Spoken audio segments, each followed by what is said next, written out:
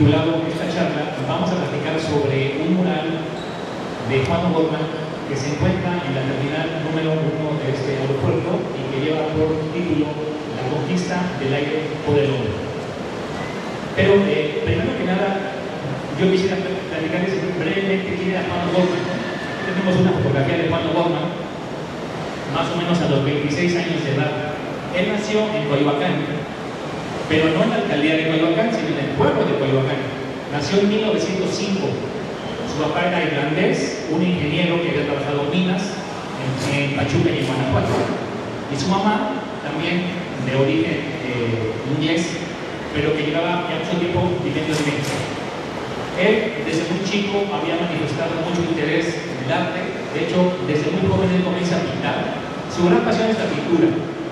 Pero digamos que pues como todos pues tuvo un papá muy estricto que le decía, si te dedicas a la pintura te vas a morir de hambre, ¿no? Entonces no quiero que pintes, quiero que estudies algo en serio. Entonces cuando él tiene la oportunidad, su papá quería que él fuera médico. De hecho estudia 6 meses medicina, pero Juan O'Gorman termina saliéndose de estudiar medicina porque no le gusta. Y su papá pues en cambio le dice, bueno, ok, te voy a dejar que seas pintor, pero prefiero que primero seas arquitecto para que tengas una carrera, y es cuando entra a estudiar arquitectura y termina la carrera. Ahora bien, me voy un poquito más hacia el pasado, porque aquí vienen cosas muy interesantes sobre la vida de Juan O'Gorman y que vamos viendo cómo estas casualidades que tiene la vida, cómo el azar de la vida lo va a poner en una posición muy privilegiada dentro del arte en México, dentro del arte y de la arquitectura mexicana, porque él de una u otra manera va a tener contacto con las personalidades más importantes del mundo del arte en México, lo cual le va a abrir muchísimas puertas para lo que él va a empezar a realizar ya de manera profesional. En primer lugar, ustedes imagínense que él estudió la preparatoria en el colegio de San Ildefonso. Estamos hablando más o menos como por ahí de 1924, cuando él está en la preparatoria. Y resulta que Juan O'Gorman, voy a pasar aquí un poco a los... Sí, así era, ¿no? Creo que así se pasaba, ¿no? A ver, vamos con el aparatito entonces.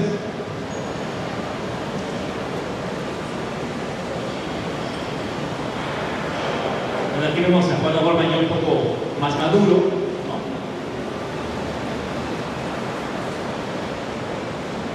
Nuevamente por acá, a ver si me pueden ayudar, por favor. Ya un poco más grande Juan O'Gorman. Pero quiero que veamos una fotografía muy interesante.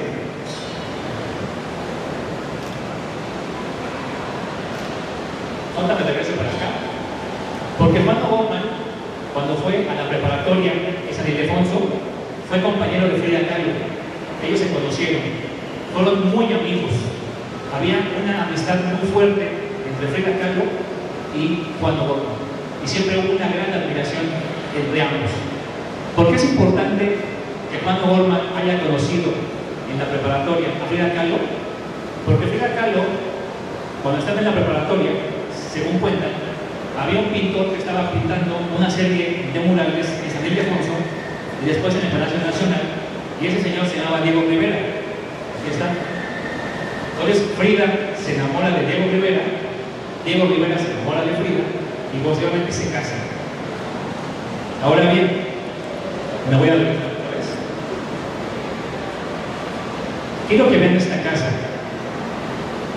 Quizá en apariencia, si ustedes la ven, van a decir, oye, Jorge, pues esa casa se ve como, no me parece nada destacada, ¿no? Es decir, tiene unas columnitas que parecen zancos, unas ventanas como podemos encontrar en cualquier casa de la Ciudad de México.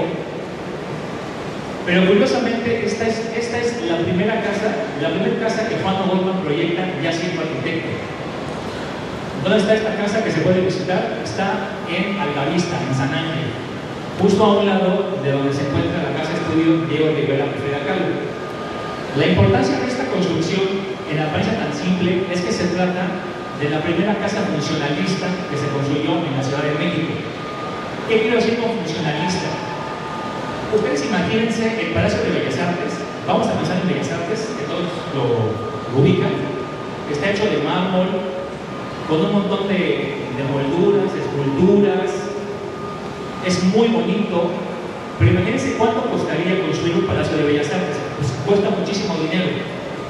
Entonces, cuando Juan Bormann estaba estudiando arquitectura, había toda una corriente que sobre todo venía de Europa. Hay que recordar que Europa había quedado un tanto devastada por la Primera Guerra Mundial y mucha gente se había quedado sin casa. Entonces era muy importante construir rápidamente casas para la gente que no tenía dónde vivir. Entonces no podíamos construir el salón para fumadores, el salón de billar, no podíamos hacer esas cosas que eran características de la burguesía, sino que necesitamos construir casas de manera muy rápida y muy eficiente para que la gente pues, no se muriera en la calle. Entonces, de lo que se trataba la arquitectura funcionalista era como de quitarle a la arquitectura lo que no era importante, lo que no era esencial, y pensar como que las casas tenían que ser como máquinas, tenían que ser muy eficientes. Por ejemplo, estas ventanas están orientadas hacia el suroriente de la Ciudad de México. ¿Por qué hacia el suroriente? Bueno, porque el sol va a entrar en la mañana para calentar las estancias y ya por la tarde, cuando empieza a hacer frío, el frío ya no se va a sentir tanto porque la casa ya quedó irradiada por el sol. Entonces, ese era el tipo de ideas que Juan Bormann con esta casa ya había llevado a cabo. Ahora, claro, pero yo les hablo de que esto estaba construido en el pueblo de San Ángel, literalmente un pueblo. Si hoy van a San Ángel, por estas calles, van a ver casas, digamos, de tipo colonial, o sea, vamos a decir de coloniales, que no se parecen en nada a esto. Entonces, cuando Juan Bormann construye esta casa para su papá, se cuenta que la gente que pasaba caminando volteaban la vista porque decían, no puede ser posible que estén construyendo este horror de arquitectura. ¿Qué es esto? Esto es espantoso. No puede ser posible que construyan esto. Pero Juan Bormann seguía adelante, ¿no? Fíjense, aquí hay un detalle muy importante. Fíjense en esto. Son los tinacos. Actualmente nosotros decimos, ¿no?, como arquitectos, que si tú haces una casa aquí y se ven los tinacos, están reprobados, ¿no? Porque el tinaco es una cosa que se ve feo, ¿no? No es muy estético el tinaco. Pero ¿por qué será que Juan Bormann decide dejar visibles los tinacos? Estamos hablando de 1929, 27, 29 más o menos, cuando construí esta casa. Bueno, porque en ese entonces no todas las casas de la Ciudad de México tenían agua.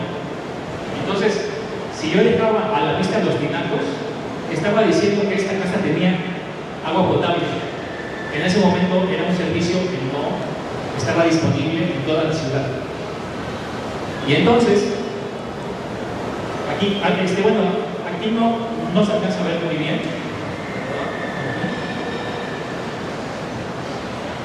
Aquí se alcanza a ver como un apagador. Pues imagínense un poquito, un apagador. Y se ve un cable. Aquí se ve el cable de la corriente eléctrica. Ahora tengo más fotos para que lo vean. Es decir, Juan Bormann dejaba todo a la vista. Podemos ver los cables de la electricidad, los tubos del agua, los tubos del drenaje, los tinacos. Porque Juan Bormann no tenía el dinero como para poder ocultar estas instalaciones y tenía que dejarlas aparentes. O sea, uno para manifestar que esto era un hogar completamente moderno, algo que nunca se había construido en la historia de México. Y esto va a ser un parteaguas que hasta el día de hoy sigue impactando la arquitectura, no nada más de México, sino de todo el mundo. Ahora bien, ¿se acuerdan que les conté que Juan Bormann era muy amigo de Frida Kahlo? Entonces, bueno, cuando Frida se casa con Diego, Juan Bormann, de manera muy inteligente, se le acerca a Diego Rivera y lo invita a que venga a ver la casa que le hizo su papá. Y le dice, oiga, ¿por qué no me da chance de que yo le haga a usted su estudio? Para que usted pinte ahí el primer estudio funcionalista de la historia. Y Diego Rivera, que era un cuate que le encantaba mucho la publicidad, o sea, era un gran publicista de sí mismo, salir en revistas, participar en polémicas. El tipo ve esto y le encanta. Dice, me parece increíble. Y en el terreno que está a un ladito, que también era de Juan O'Gorman le dice, yo le vendo el terreno de aquí al lado en lo que me costó, pero usted me paga el proyecto y la construcción de su casa estudio. Y Diego le dice, vamos a hacerlo.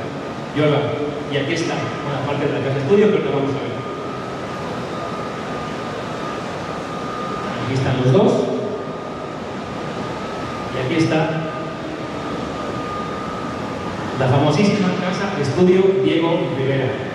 Espero que todos la conozcan, o todos hayan ido a visitarla. Si no, actualmente es un museo, ¿no? Se pueden bajar en el metro Barranca del Muerto, de ahí caminan y está muy cerquita en la calle de Altavista, y actualmente Diego Rivera se llama la calle. Igualmente lo que les decía, ¿no? Estamos viendo los tinacos, los carros de aire, ventilaciones de las tuberías, la cañería para que baje el agua, y además tenemos una cerca hecha con cactus que se llaman órganos, que eso era muy típico de los pueblos, ¿no? O sea, en vez de que se construyeran bardas, se sembraban cactus para separar las propiedades. Y de nueva cuenta, cuando eso se empieza a construir, según cuentan las crónicas de la época,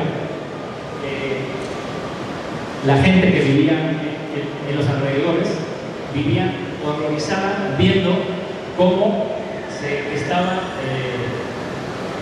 digamos, afectando el entorno del pueblo de San Ángel, ¿no? Y además ven los colores, ¿no? O sea, son colores de pronto pues, un poquito chillones, las cancelerías pintadas de rojo, estos tubos, ¿no? Como barandales, son tubos literalmente, son tubos. Pero Juan O'Gorman lo que estaba haciendo era sentar las bases de la arquitectura moderna en México. Porque además construir esto era muy barato. Les digo, no tenías que gastar en canteras, en mármoles, no tenías que poner cornisas, arcos, no. O sea, todo era la pura función para poder habitar y como si vivieras dentro de una máquina, insisto. O sea, todo era pura eficiencia dentro de las casas de Diego y de Frida. Esta parte que la vamos a ver es el estudio de Diego Rivera donde él pintaba, porque además Diego le dice a Juan O'Gorman, ok, hazme mi estudio y mi casa, pero quiero otra casa a un lado para mi esposa, para Frida Kahlo, para que ella también pueda pintar. Entonces, esta es la casa de Diego, unida por un puente con la casa de Frida. Además tiene una bellísima escalera helicoidal, igual están los tubos que les decía. Ahora vamos a verla por dentro, ¿no? El estudio de Diego Rivera. Aquí se alcanzan a ver los cables que les decía que van aparentes. Prácticamente todo está desnudo, ¿ves? No hay grandes lujos.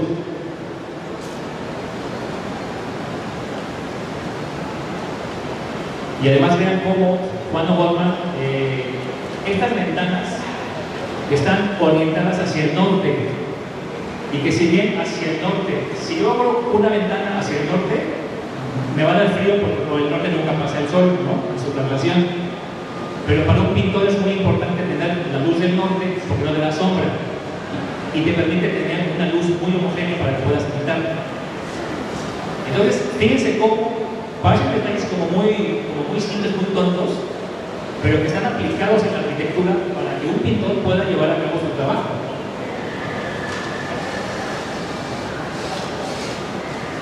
Perdón, me brinqué, bueno, no importa que está Frida en su casa, del lado de su casa.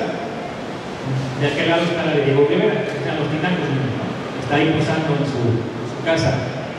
Ahora, si bien es cierto, Frida vivió muy poco tiempo aquí, porque yo no sé si ustedes sabían, pero Diego Rivera y Frida Kahlo pues eran lo que hoy se conoce como una pareja muy tóxica, ¿no? Eran muy tóxicos, ¿no? O sea, sí mandaban en problemas. Diego le ponía el cuerno, pero Frida le ponía el cuerno, entonces bueno. Y Frida vivió muy poco tiempo en esta casa porque Diego Rivera tuvo un romance con la hermana de Frida Kahlo, con Cristina. Y bueno, pues imagínense cómo se puso Frida cuando se enteró que se fue de la casa. se fue de la casa y se regresó a su casa en Coyoacán, en la famosa Casa Azul, que actualmente también es un museo que se puede visitar. Pero bueno, esta foto me gusta mucho, es muy bonita, con Frida Kahlo, que adoraba a los Beatles. Ella tenía estos perros, y quien está abrazando es Juan O'Gorman, por lo que les decía que eran muy amigos. Siempre entre ambos hubo una gran amistad, muy fuerte. Y bueno, siguiendo con lo que decía de los chismes, ¿no?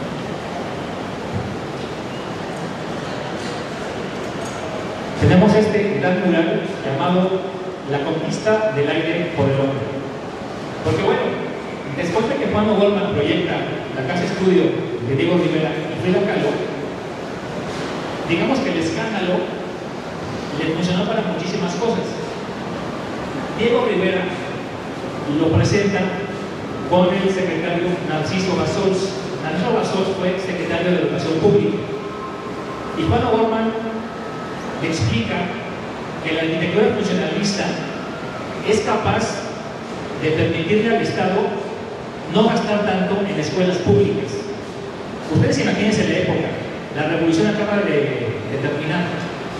José Vasconcelos ya dirigió la Secretaría de Educación Pública y digamos que el mandamiento es: tenemos que darle educación al pueblo de México, porque es importantísimo empezar a educar a la gente después de prácticamente 10 años de revolución. Entonces, obviamente, para construir escuelas no había mucho dinero y había que ser muy eficientes. Entonces, la arquitectura funcionalista casaba perfectamente con esta idea de rapidez, economía y un gran sentido de la utilidad para construir escuelas. Entonces, Juan O'Gorman prácticamente construyó cerca de 10 o 15 escuelas con Narciso Bassols. Escuelas de este tipo, o sea, digamos un poco desnudas, que no pueden parecer frías o feas, pero son eficientes. De hecho, la gran mayoría aún existen y siguen en funciones en la Ciudad de México. El problema es que Juan O'Gorman se empezaba como a meter, digamos, en algunos problemas, porque los arquitectos, digamos que el resto de los arquitectos veían muy mal que Juan O'Gorman propusiera esta clase de arquitectura. Lo que decían es que eso no es arquitectura, eso es como ingeniería. Y se peleaban. Hasta que llegó el punto en que Juan O'Gorman decide ya no hacer arquitectura. O sea, dice, esto ya no me gusta, son muchos problemas, y yo lo que quiero hacer es pintar. Además, imagínense, había conocido a Diego Rivera, a Orozco, a Siqueiros, los grandes moralistas, y él, inspirado en esas personas, dice: yo quiero pintar. Entonces, y aquí viene la historia que tiene que ver con el aeropuerto. Pensemos que en toda esta zona, más o menos, se le conocían como los llanos de Balbuena, y era una zona árida, salitrosa, porque aquí llegaban las aguas del lago de Texcoco, pero la parte salada del lago de Texcoco. Entonces, en donde la tierra está salada, no crece nada. Es una tierra completamente hierba. Entonces, los llanos de Balbuena no había nada. Y pertenecían a la familia Brani, Porfiriato, pues eran extremadamente ricos, tenían ahí una hacienda. Y resulta que el joven Brani empieza a escuchar que en Europa y en Estados Unidos ya hay unos señores que se suben a unas cosas que se llaman aviones o aeroplanos y andan volando por los cielos, ¿no? Y entonces el señor Brani manda a traer desde Francia un aeroplano. O sea, se compra su aeroplano, se lo mandan, imagínense, en cajas, lo mandan por barco, llega a Veracruz, y de Veracruz lo trasladan en un ferrocarril a la Ciudad de México. El ferrocarril que además era de la familia Brani. Imagínense el grado de riqueza. Y el señor Brani arma su aeroplano, y ¿de dónde aterriza? De algún lugar de por aquí, en los llanos de Balbuena. Y Brani lleva a cabo el primer vuelo que hace un mexicano en México. Lo cual pues abre un montón de posibilidades. Imagínense, en ese momento pues uno veía un avión y decía, es una cosa muy extraña, ¿no? Nadie había visto un avión.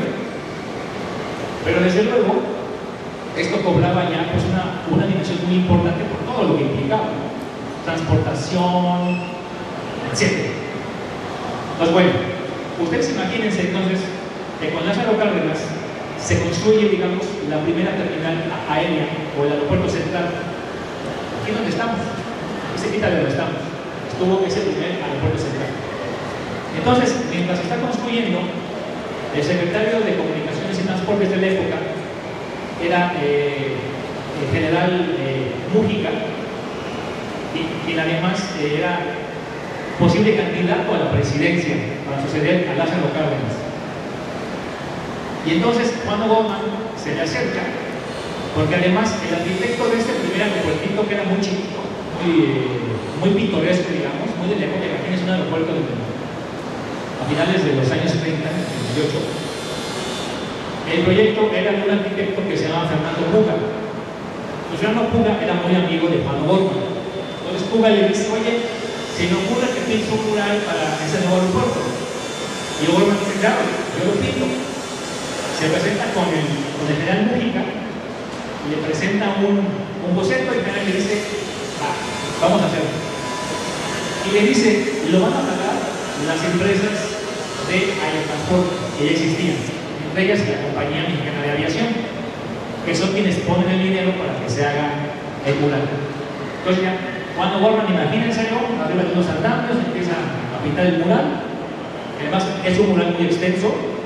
Estamos hablando de 12 metros por 3,5 metros de alto, ¿no? O sea, más de 36 metros cuadrados de mural.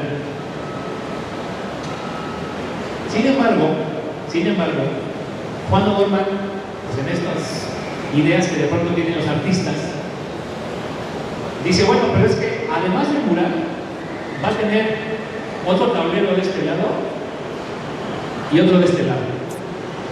Y uno se va a llamar los mitos religiosos y otro se va a llamar los mitos paganos. Porque no quiero decir que Juan O'Gorman fuera un ateo consumado, pero pues seguramente Juan O'Gorman tenía muchas dudas al respecto de si Dios existía o no. Y entonces él lo que quería dejar de manifiesto, pues es que la religión se oponía como al avance de la ciencia, de la tecnología, y pues decide criticarlos, ¿no? Así, abiertamente. Pero eso no fue lo peor. Lo peor es que el otro panel, que eran los mitos paganos, se le ocurre dibujar a dos personajes que en ese momento pues eran importantes.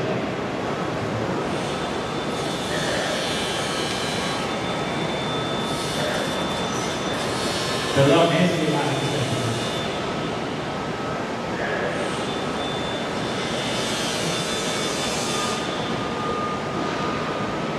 Uy, aquí una disculpa. A ver, más. ¿Sí faltan varios?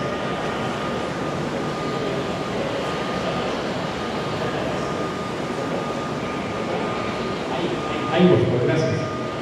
Gracias. Este es el tablero llamado Los mitos paganos. Entonces les decía, a Juan O'Gorman se le ocurre pintar a dos personajes que en ese momento como que nadie los tenía muy en la fila, digamos, y es Adolfo Hitler y Benito Mussolini, ¿no? Que supongo que todos saben quién es Adolfo Hitler y Benito Mussolini, ¿no? Bueno, pues ¿qué hace Juan O'Gorman? Los pinta acá, ahora lo puede ser. Aquí está Hitler y aquí está Mussolini, como si fueran unas serpientes con alas.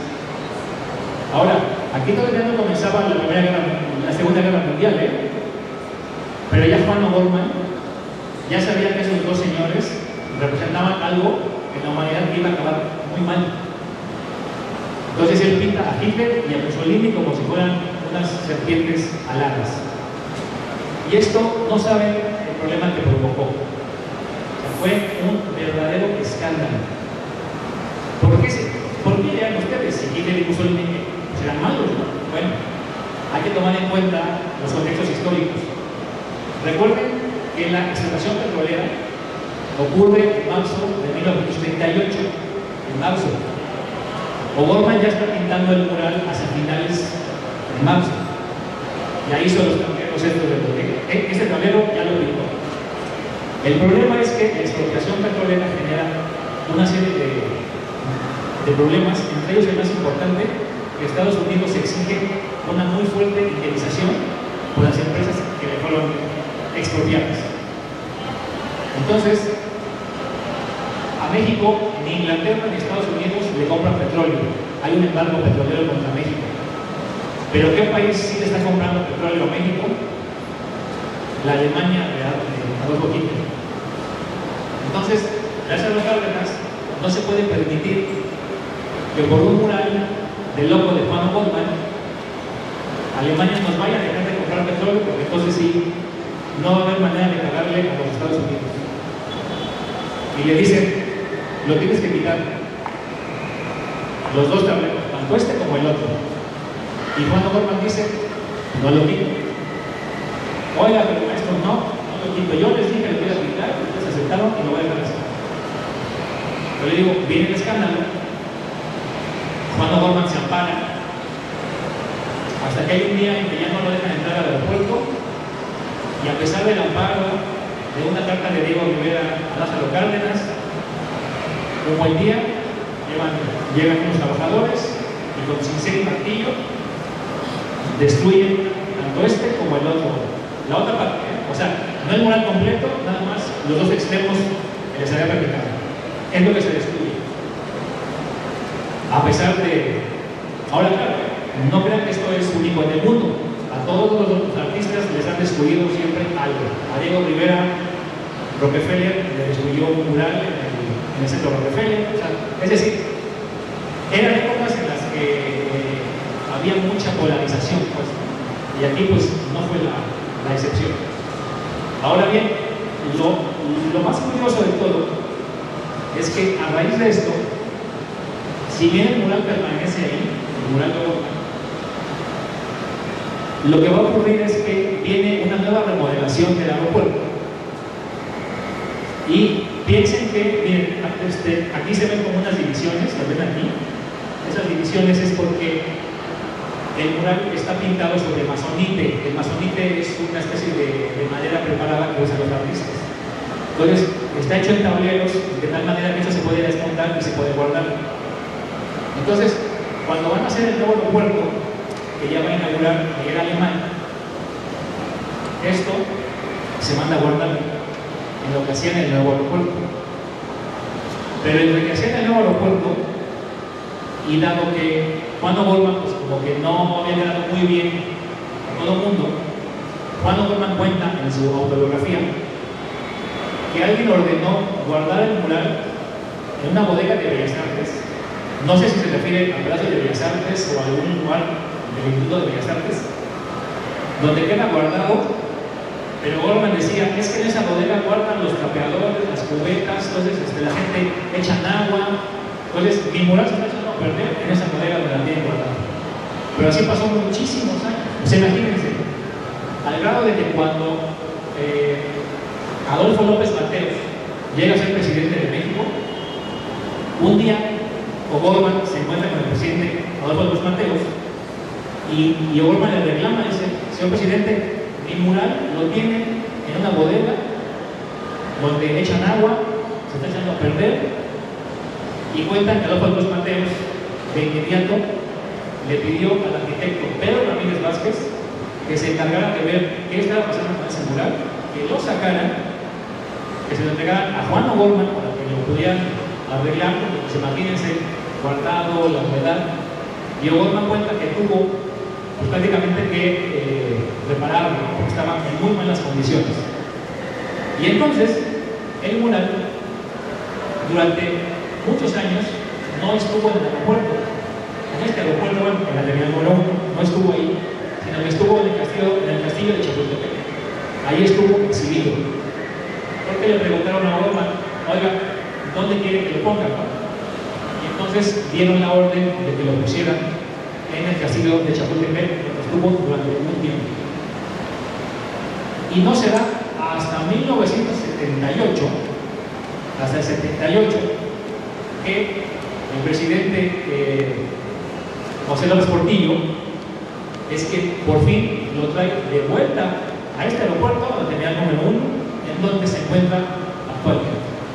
De hecho, el ratito me estaba enseñando José el libro de visitantes distinguidos del aeropuerto, en donde está la firma de José López Portillo y abajo está la firma de Juan O'Gorman, el día en que seguramente los dos vinieron a develar el mural que ahí se encuentra actualmente, ¿no? Y que además, dicho sea de paso, que en esta ocasión Juan O'Gorman le dedicó este mural está dedicado a Frida Kahlo, a su gran amigo. Ahora bien, hablando ya sobre un poco más sobre el mural, sobre su contenido, como podemos ver, ustedes recuerdan que esta cuestión del muralismo mexicano se da igualmente después de la Revolución Mexicana. José Vasconcelos se da cuenta que es muy importante que hay que contar una historia, hay que contar una historia que sea accesible para todos los mexicanos, porque decíamos que no había escuelas, no había educación, entonces había un elevado índice de analfabetismo. Entonces la idea de José Vasconcelos era como de, bueno, ¿cómo podemos educar al pueblo? Es un pueblo que no sabe leer, ¿cómo lo hacemos? Y entonces se les ocurre así como de, vamos a usar el muralismo como si esto nos contara una historia que cualquier persona va a poder entender de qué se trata. Y entonces por eso es que hay tanto impulso al muralismo en esa época. Por eso están los murales de Diego Rivera, de David Alfaro Siqueiros, de Orozco y de tantos otros, ¿no? Incluido incluso el propio Juan O'Gorman.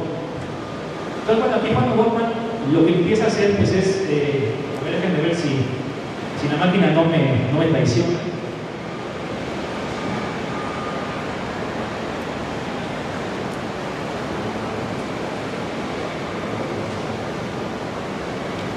Ahí creo que se alcanza a ver bien. Vamos a empezar a ver que O'Gorman, sobre todo en esta parte de aquí abajo, es en donde están concentrados una serie de personajes muy importantes para la aviación o para la industria, ¿no? de la aeronáutica. Y bueno, para empezar, pues aquí nos pone al rey poeta Nezahualcóyotl, de quien se dice que él andaba como intentando inventar una máquina para volar. De hecho, tiene sujeto un murciélago, lo está estirando de las alas, porque pues entendían que las aves o los murciélagos volaban por alguna razón, ¿no? Entonces trataban como de ver qué podían hacer si, pues, imitando las alas de las aves, ¿no? Después tenemos aquí a Leonardo da Vinci, que hay que recordar que también Leonardo da Vinci había desarrollado pues, toda una máquina para tratar de volar, pero desde luego ninguna funcionó, no funcionaba porque no había ni la tecnología, ni los elementos, ni el conocimiento para lograr hacerlo, ¿no? Pero desde luego, ciertos avances científicos, sobre todo un poco en la revolución industrial, pues que se empezaron a dar cuenta que el aire caliente que se despide de una fogata, pues es un aire que asciende, o sea, se va hacia arriba. Entonces, si de una manera atrapamos ese aire, ¿no?, en una bolsa, esa bolsa se va a elevar. Entonces empiezan a surgir los globos aerostáticos, ¿no? Hay que acordarse del famoso globo de Cantoya, ¿no?, los americanos, que ese es el mismo principio, ¿no? Tiene aire caliente que se eleva, ¿no? De hecho, aquí digo, no se alcanza a ver aquí, pero aquí Juan O'Gorman a este globo le pone Cantoya, ¿no?, el globo de Cantoya. Y desde luego, bueno, pues aquí también le hace un homenaje a los hermanos Wright, que son los considerados los primeros pilotos o aviadores de la historia, ¿no? O sea, ellos crean el primer aeroplano de la historia, que aquí está dibujado, y son quienes llevan a cabo pues un vuelo, no se ve muy largo, o sea, un vuelo de 2-3 minutos, que fue lo que pudo aguantar, o sea, digamos, este aeroplano antes de caerse, ¿no? Pero claro, esto después de una prueba y error, ¿no? Que bueno, que incluso pues llevó a cobrar vidas, ¿no? Y después, pues un poco más hacia el centro del mural, pues vamos a encontrar especialmente a Amelia Earhart, que es la mujer pionera de la aviación, ¿no? O sea, una mujer que recorrió todo el mundo en su avión y que de manera trágica no se sabe dónde se murió Amelia Earhart, porque ella en algún punto intenta darle la vuelta a la Tierra prácticamente sin escalas y en un momento dado su avión se pierde. Tuvieron alguna comunicación con ella, pero nunca pudieron saber qué fue de Amelia Earhart. Se perdió en algún punto del Océano Pacífico, si mal no recuerdo. Y también tenemos a este señor, no se me está yendo el nombre, a Charles Lindbergh, que de hecho él fue quien a bordo de este aeroplano llamado el Espíritu de San Luis, pues fue quien recorrió sin escalas y hizo la primera ruta entre Europa y los Estados Unidos, o sea, sin detenerse. De hecho, Charles Lindbergh vino a México en el Espíritu de San Luis durante la presidencia de Plutarco Elías Calles, en un punto en que las relaciones entre México y Estados Unidos estaban en un punto muy peligroso, así incluso al borde de una guerra. Y entonces este viaje de Lindbergh era un poco como para suavizar las cosas, para afirmar la buena vecindad. Pero ustedes imagínense, o sea, es decir, el asiento en el que viajaba Charles Lindbergh literalmente era una silla de mimbre. No había controladores de vuelo, no había pistas con iluminación para aterrizar, se aterrizaba en llanos. Entonces, viajar en esas condiciones, pues uno pues había que ser muy osado, muy valiente, porque realmente te podía costar la vida, ¿no? Y es muy interesante esa parte de la historia porque Lindbergh aterrizó en los llanos de Valbuena, o sea, aquí donde nos encontramos, aquí llegó con el Espíritu de San Luis, pero llegó 5 horas después de lo que se esperaba. Entonces, se dice que ese día acudieron 100,000 personas, 150,000 personas que querían conocer a Charles Lindbergh y ver al Espíritu de San Luis. Entonces, el presidente Plutarco Elías Calles tuvo que esperar durante 5 horas y además temiendo que Lindbergh se hubiera perdido o se hubiera estrellado, ¿no? Lo cual hubiera sido un motivo de un terrible escándalo, pero pues para bien de todos, Lindbergh vino a México sano y salvo en su aeroplano. Y bueno, estaba leyendo, ahora que estaba preparando esta charla con todos ustedes, que a pesar de que ya después el mural se vuelve a instalar aquí en la terminal número 1, y alguien comentaba que si se dan cuenta aquí hay una especie como de obrero, un trabajador que sostiene un cartel, pero el cartel está vacío.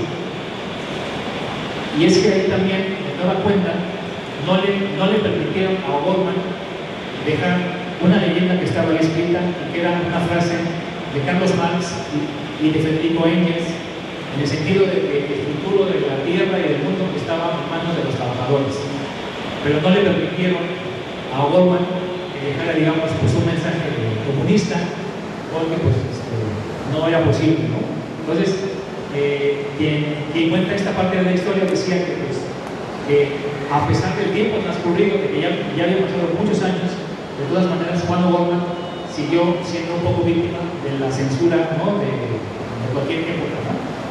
Y alguien decía que sería muy bueno que un grupo de restauradores, ¿no? revisaran esa parte del mural donde seguramente viene esa frase, y que sería muy bien que pues, en una idea como histórica o de revaloración pues apareciera ese mensaje que, pues, digo, no le va a afectar absolutamente a nadie, ¿no? Y también quiero que vean una serie como de detalles, ¿no? Aquí hay algunos paracaidistas que están arrojando de un avión, pero les insisto, o sea, pensemos que esto se pintó antes de la Segunda Guerra Mundial, ¿no? Donde vamos a ver horrores y donde los paracaidistas pues, van a formar parte de este conflicto bélico muy importante.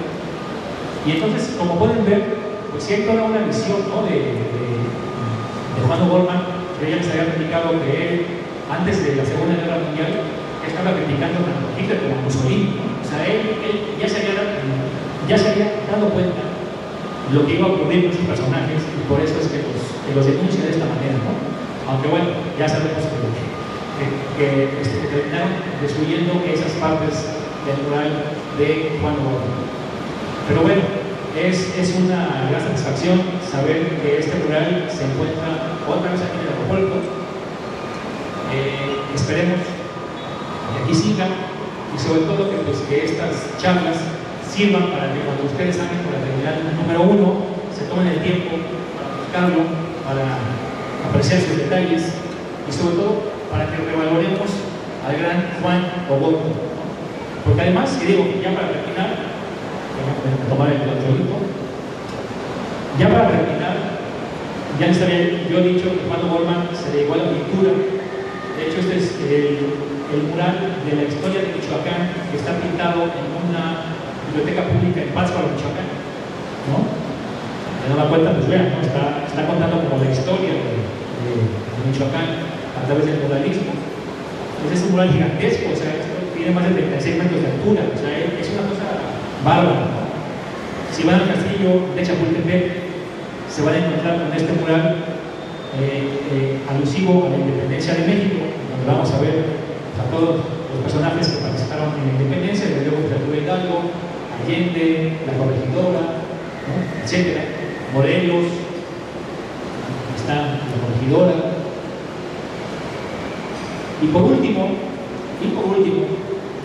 digamos que para cerrar su gran carrera con broche de oro, Juan O'Gorman proyecta en Ciudad Universitaria la Biblioteca Central, ¿no? Que es quizá, hasta hace algunos años, yo no les exagero, si ustedes abrían un libro de arquitectura mundial, impreso en Estados Unidos, en Japón, en Europa, y llegaban a la parte de América, este edificio estaba en esas fotografías. Este edificio fue el emblema de la arquitectura mexicana durante muchísimos años, muchísimo tiempo. Es un edificio, además de bello, impresionante, por este mural que pinta Juan. Bueno, perdón, no está pintado porque son piedras de colores, piedras que pintaron de cada estado de la República Mexicana para darle todo el colorido que tiene las 4 fachadas de la Biblioteca Central de Ciudad Universitaria. Porque claro, ustedes piensen,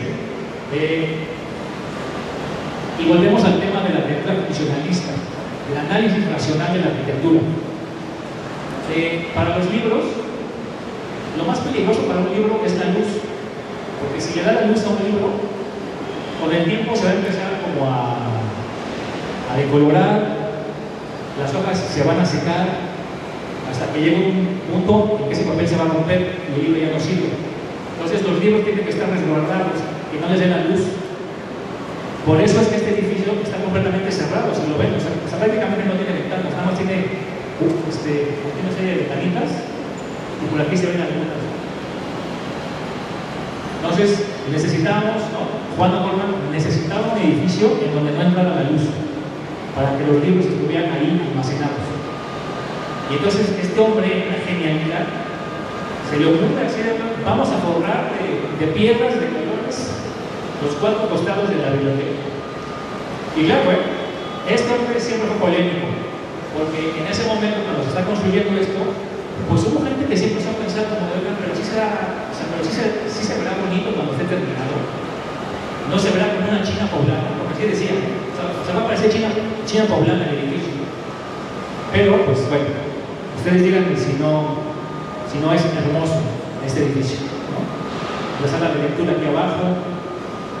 Es decir, una gran maravilla. Entonces, yo por último, ya para terminar, lo único que les diría es que acérquense a la obra de Juan O'Gorman, investiguen sobre su vida, sobre sus aventuras, y porque lo más importante es pues, lo que nos legó, que ahí están las cosas, ¿no? Estos grandes hombres, por eso se caracterizan, porque nos dejan cosas de las que podemos aprender, cosas de las que podemos disfrutar, y por los cuales yo creo que debemos estarles muy agradecidos por sus luchas y por no haberse dejado ganar a pesar de las adversidades que en un momento dado llegaron a enfrentar. Por mi parte es todo, muchas gracias. Luego si tienen alguna pregunta, pues trataré de contestar. Muchas gracias.